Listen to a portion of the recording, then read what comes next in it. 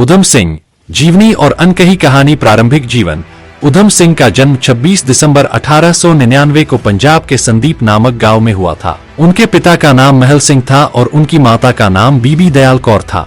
उधम सिंह का बचपन बहुत ही कठिन था, क्योंकि उनकी माता का निधन जब वह केवल 7 साल के थे।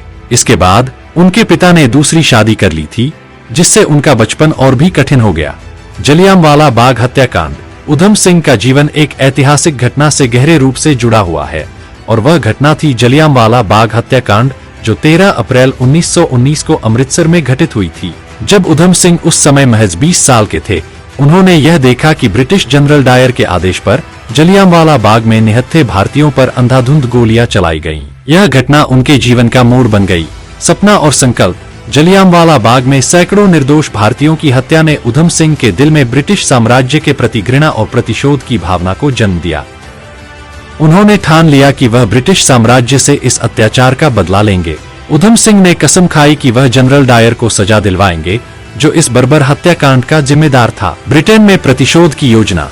उधम सिंह ने अपनी योजना को पूरा करने के लिए सबसे पहले ब्रिटेन का रुख किया। वहां वह कुछ समय तक शरणार्थी के रूप में रहे और विभिन्न कामों में व्यस्त रहे। इस दौरान उन्होंने अपनी ताकत और संसाधन इकट्ठा किए। उधम सिंह ने कई सालों तक जनरल डायर का पीछा किया और उसे मारने की योजना बनाई। जनरल डायर की हत्या 13 मार्च 1940 को उधम सिंह ने अपनी योजना को अंजाम दिया। उन्होंने लंदन में सेंट्रल हॉल में आयोजित एक सभा के दौरान जनरल डायर को गोली मार दी। इस समय डायर वहां एक सार्वजनिक बैठक में उपस्थित थे। हालांकि डायर तो बच गए, लेकिन उधम सिंह को गिरफ्तार कर लिया गया। उधम सिंह ने गिरफ्तारी के बाद भी अपने उद्देश्य को नहीं बदला और उन्होंने यह साफ तौर पर स्वीकार किया कि वह जनरल डायर को मारने के लिए ही गए थे। न्यायालय में बयान।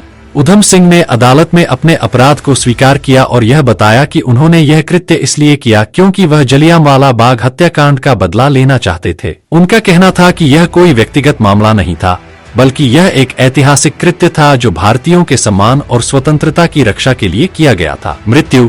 उधम सिंह को 31 जुलाई 1940 को लंदन में फांसी दे दी गई। उनकी शहादत ने भारत में स्वतंत्रता संग्राम के लिए एक नई ऊर्जा का संचार किया। उनका बलिदान भारतीय स्वतंत्रता संग्राम के इतिहास में हमेशा याद किया जाएगा। अनकही कहानी।